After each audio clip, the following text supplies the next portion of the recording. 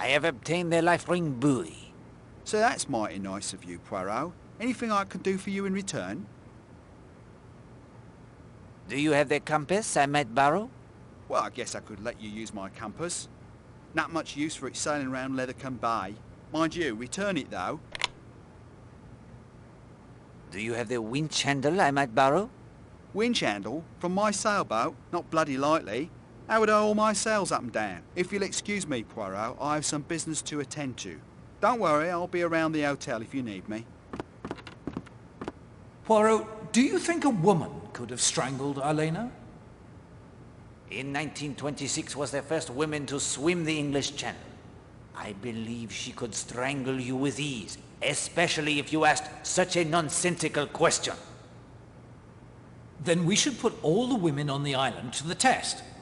Somehow. Very well.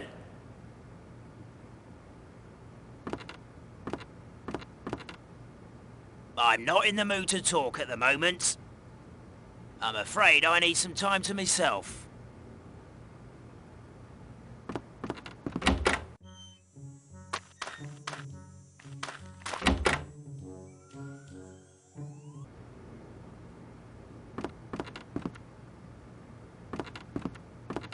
Poirot, any indications yet in Elena Marshall's murder?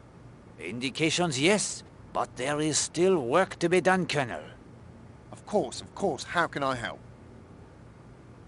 Has the body been moved from Cutter's Cove? Yes. Dr. Neasden is performing the autopsy right now in Kingsbridge. Did your men uncover anything new from the murder scene?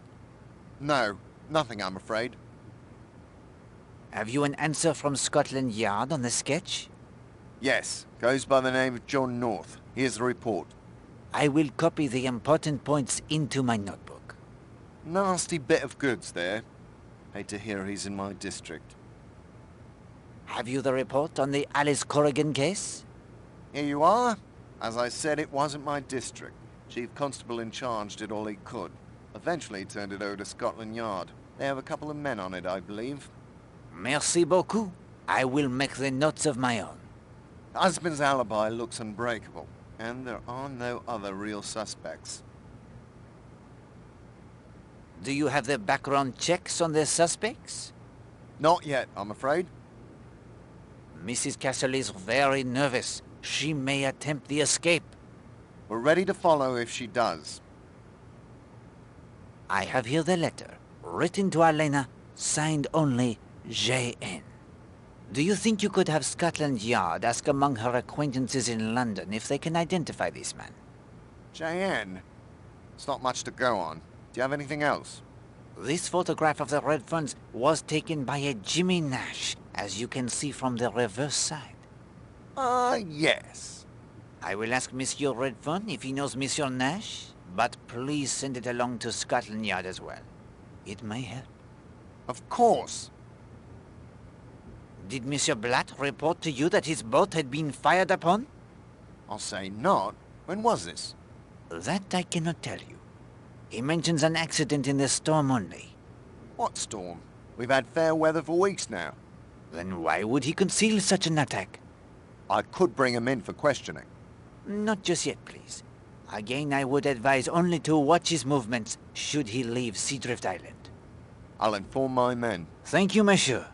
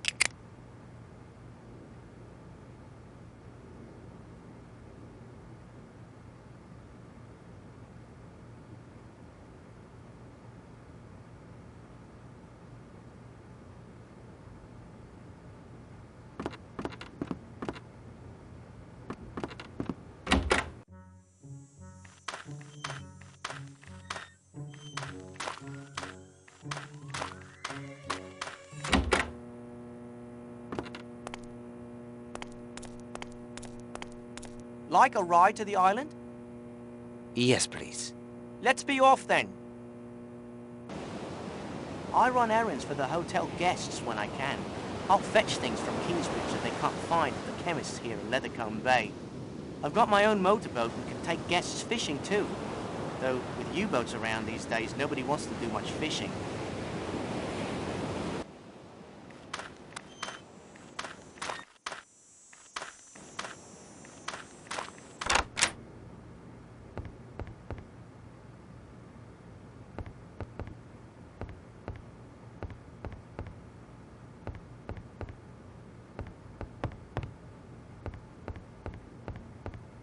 Mademoiselle, there is a favor you could do for Poirot. Would you be willing to help with an experiment? What kind of experiment? Or would you be so kind as to open the jar for me, please? Ah, I see you mean to prove your theory that no woman would have the strength to strangle Madame Marshall. Can't do it, sir. It's on there ever so tight. Would you mind asking one of the ladies at the hotel to open it? Why a lady? Surely any of the sturdier gents could do it. Well, Hastings, this is your plan. What do you say to that? Tell her you have a phobia about other men opening jars for you. What? Oh, that is absurd. She will think Poirot is a lunatic.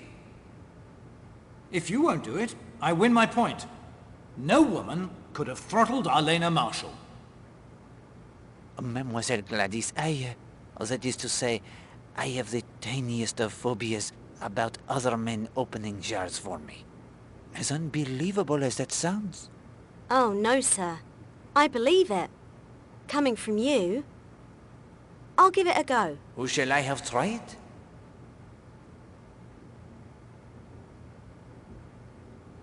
Mademoiselle Brewster.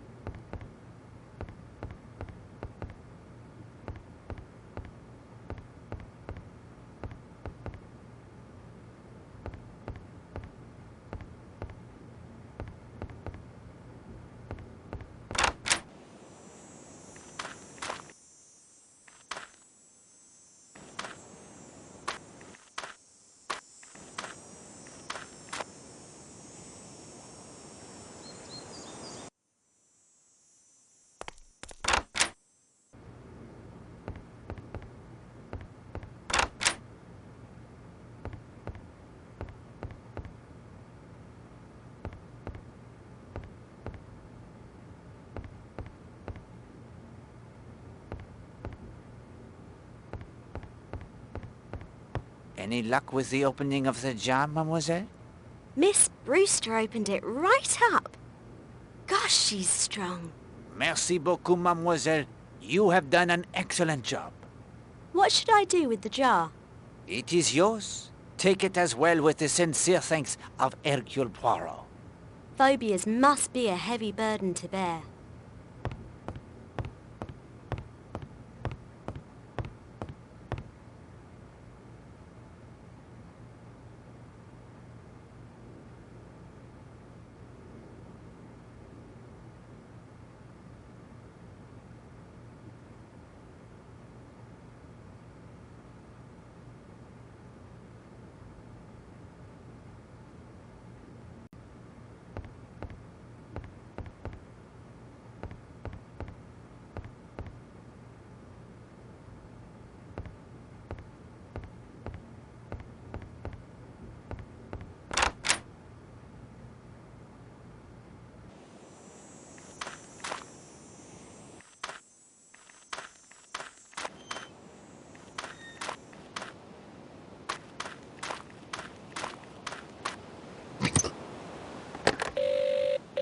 Hello? Need the sea tractor, do you? Yes, please? On me way.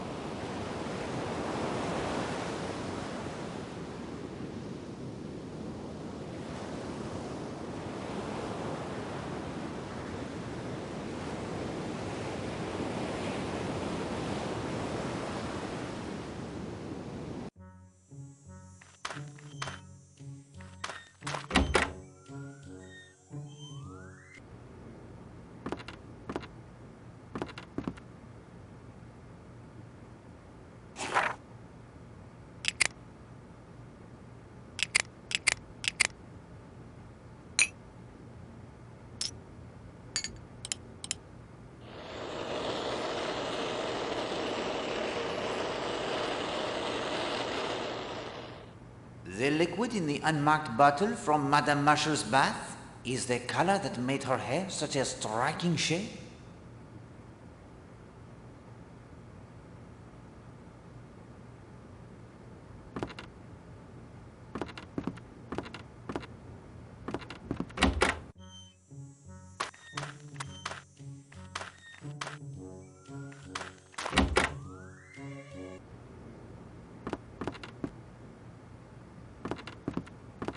Can we talk later, Poirot? I have my other duties to attend to.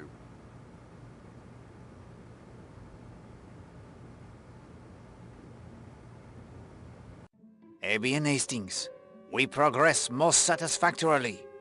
The course now is to identify and to remove the red herrings that obscure our true path. Where have our investigations taken us? I will remind you of those moments I considered the most important.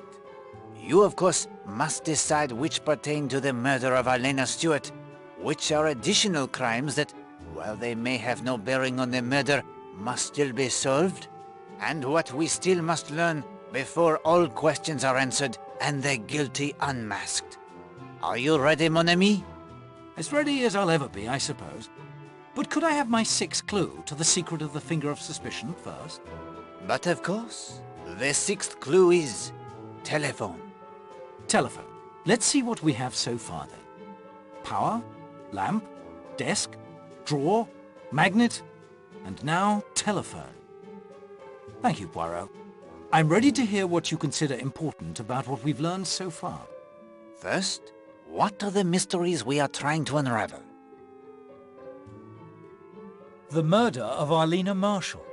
Of primary importance. We will explore the possible suspects presently, but let us take a moment for motive. What are your thoughts on the reason Arlena Marshall was murdered?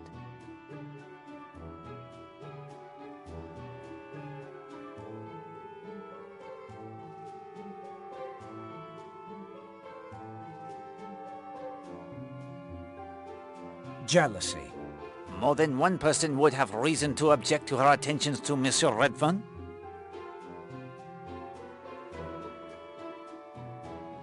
The murder of Millie Parsons. We now know enough of the circumstances in the crime to point towards a killer with motive and opportunity. The anthropology instructor, Gideon Fell. And unless Mr. Fell is on Seadrift Island or in Leathercombe Bay in disguise, he is not a suspect in Arlena Marshall's murder. Yet there were several persons who either intimately or peripherally involved in the case on Seadrift Island. True. And 2 points remain to be cleared up. Can you name them?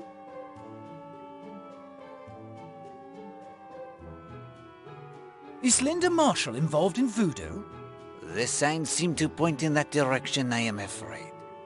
Once we hear from Miss Porter and learn what Mademoiselle Marshall hides in her puzzle box, we will have our final answers, I think.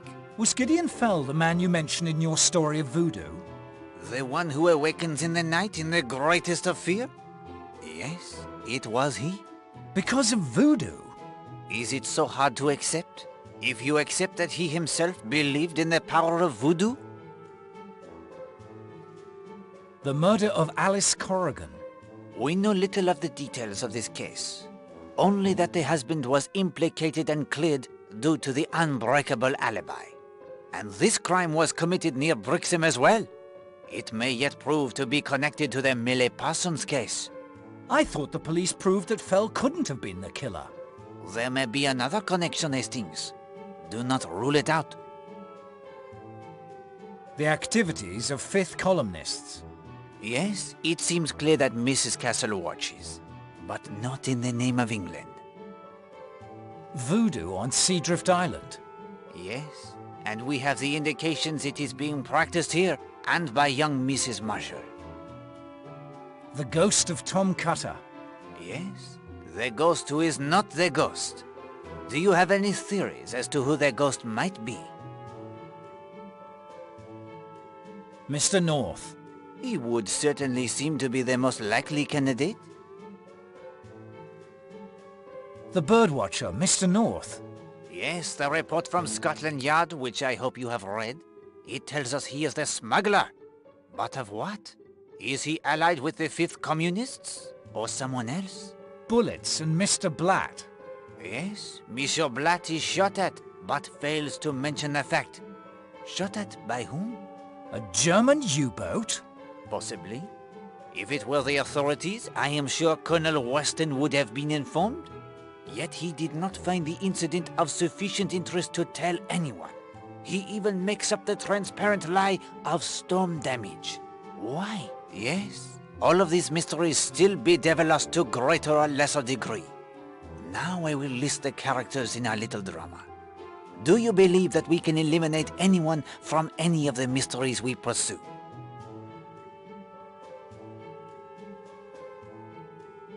All of the above. Excellent!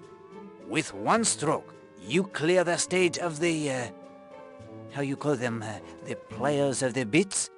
Now we can focus on the true suspects. Now let us turn our attention to the more likely suspects. Which is your choice as murderer? Emily Brewster. The athletic Mademoiselle Brewster is a woman strong enough to strangle another, as your experiment proved? And we have not determined a sufficient alibi for her, I think. And yet she is another like Monsieur Blatt, par example, who apparently has no motive for the crime at all?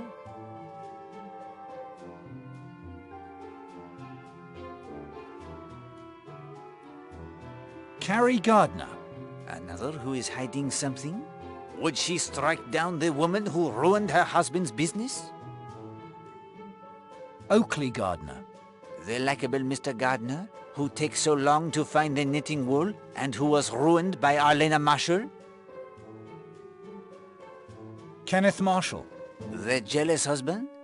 Even the cool customer like Captain Marshall may have the fires that burn deep inside. And there's the money motive too. Yes, the background check of Scotland Yard should reveal if he has the reverses in business. Horace Blatt. It is true the man has secrets. He would also have had the opportunity to slip quietly ashore at Cutter's Cove and depart in his sailboat during the time of the murder. Major Barry. For Major Barry, a man who has lived through the violence of war, an obsession rebuffed by Madame Marshall may indeed have turned to more violence. Hilary Castle. Arlena could have figured out that she was betraying her country. Self-preservation. I did not see among her many attractive qualities any indication that Mrs. Marshall possessed the instincts of a detective. Still, it is a possibility. Rosamond Darnley. The murder of empathy, to protect the man she truly loves. She is a strong woman who has succeeded in the business world. It is possible she would be capable of such an act. Stephen Lane. A man so consumed by his zealotry, he has lost his position as a minister of God? The religious fanatic is indeed a man who could be driven to take it upon himself to personally destroy the evil he sees. Linda Marshall. Again, empathy? To protect him from the woman who makes him the cuckold in the eyes of all the world? Already she is attracted by the unhealthy interests. Already she knows the violence that can strike without warning. Yet she would seem to have the unimpeachable alibi thanks to Madame Redfern. Christine Redfern. On the face of it, the most likely suspect? The jealousy for her is the most immediate and intense. Yet she too would seem to have the unimpeachable alibi, according to Mademoiselle Marshall. Patrick Redfern. Again, an obsession that Arlena Marshall has decided to end? The lover spurned? Yet where is the opportunity? His movements are witnessed by many, including myself, until he set off in the rowboat with Mademoiselle Brewster. Voila! There we have it then. Barring new evidence against any of those we have eliminated, there are 12 suspects. Some would seem to have no motive, others no opportunity. But at this stage, we must keep our minds open to all possibilities. You agree? Absolutely. Then when you are ready, we will return to Seadrift Island. It is late in the afternoon. In only hours, The truth will reveal itself, and a killer will face the ultimate court.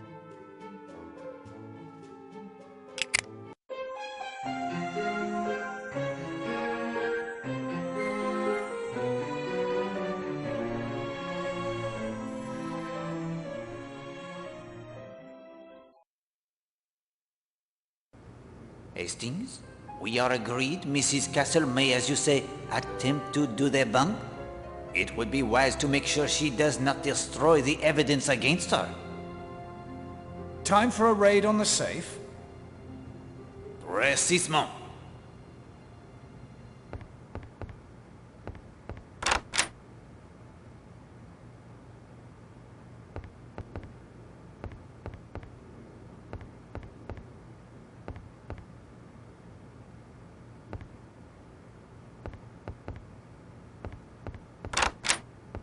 I think now would be an excellent time to remove the contents of their safe.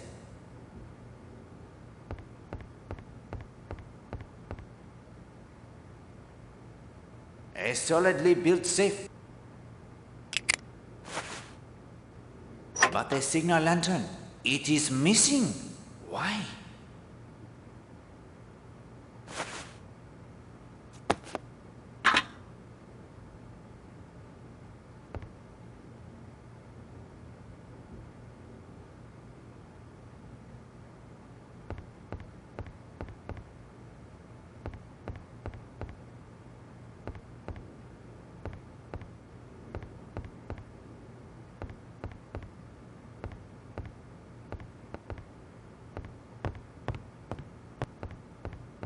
Mademoiselle Gladys, will you help me by answering some questions concerning the death of Madame Marshall? Oh, yes, sir. I'll help if I can. You were on this floor cleaning all morning? Yes, sir. Just like every day. Clean, clean, clean. Did you see Captain Marshall at all this morning? Yes, sir.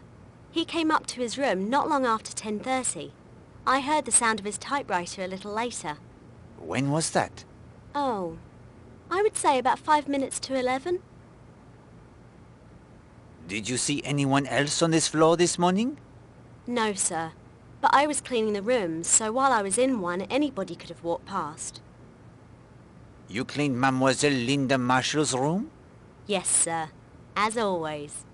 Did you do the fireplace? There wasn't anything to do, sir. There had been no fire lit. And there was nothing in the fireplace? No, sir. It was perfectly all right. Do you recall who had the late bath this morning? Late bath? Oh, I know what you mean. I remarked to Mrs. Castle only a little while ago. I said that it was funny someone was having a bath. It was nearly 12 o'clock. And who was it who had the bath? That I couldn't say, sir. I heard the water going down the waste pipe. That's all. And that's a clue, is it? Of the utmost importance.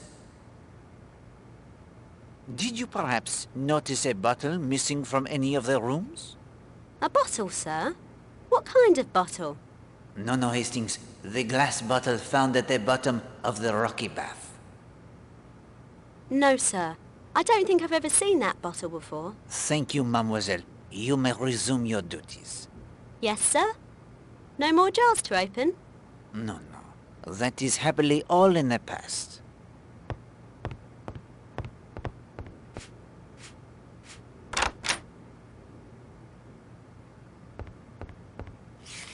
This looks important. I will keep it in my notebook.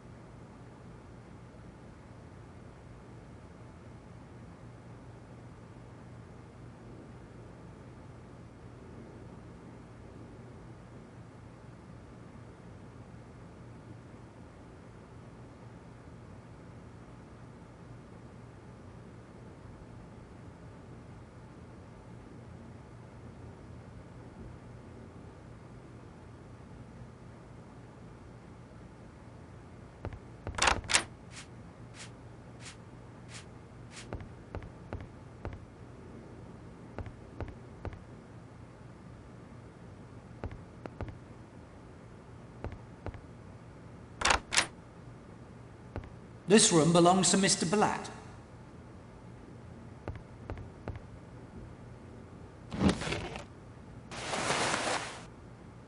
I say, Poirot, not the usual kit for a gentleman sailor. A revolver, apparently owned by Horace Blatt.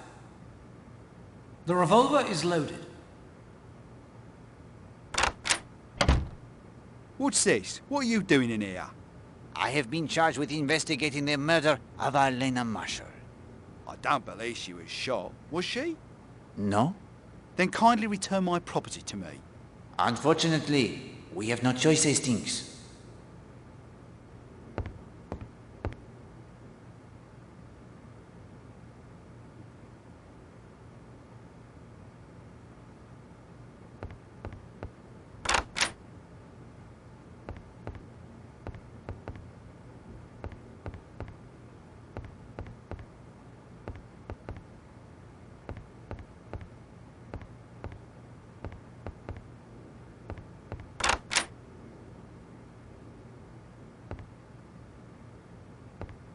Monsieur Redfern, may I impose upon you again? Of course, Monsieur Poirot. My nerves are a bit steadier now. Monsieur Redfern, how long had you known Elena Marshall? 3 months? I understand you met casually at a cocktail party? Yes, that's how it came about. Captain Marshall tells me that you and his wife did not know each other well. That's not exactly true. I saw a fair amount of her one way and another. Was your wife aware of your friendship with Madame Marshall? I believe I mentioned to my wife I'd met her. But she did not know how often you were seeing her? Perhaps not. Did you arrange to meet Madame Marshall here? I suppose it's no good my fencing with you now.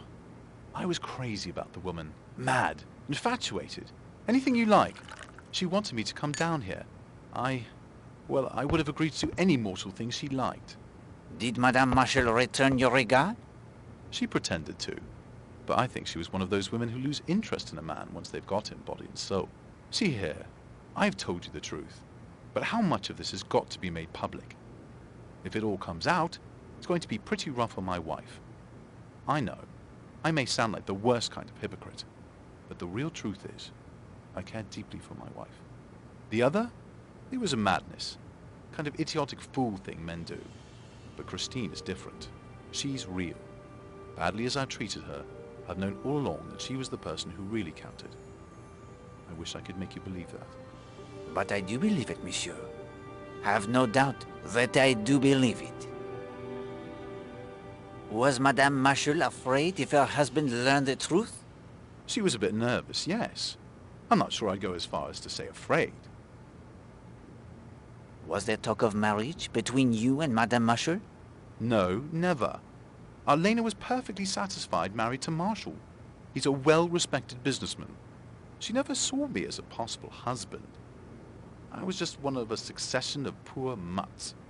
Just something to pass the time with. And yet knowing this did not alter your feelings for her? No. Had you an appointment with Madame Marshall this morning? No. We usually met on the beach. Were you surprised not to find her there this morning? Yes, I was. Very surprised. I couldn't understand it at all.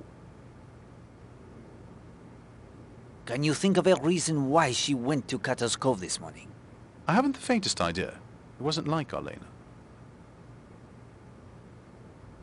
Do you know of anyone in London who might have the grudge against her? Honestly, I can't think of anyone. Do you know anyone with the initials J.N.? J.N.? You mean Jimmy Nash? Tell me about him. Well, Jimmy was just one of the crowd. A photographer. Took a splendid picture of Christine and me, as a matter of fact. But now that I think of it, I did hear he and Elena were an item at one time. Haven't seen much of him lately. I'd heard he got himself into some sort of trouble over money. He just dropped out of sight. Monsieur Poirot, if there aren't any more questions, I think I'd like to be with my wife. Of course, monsieur. I think you will find that she would like that as well.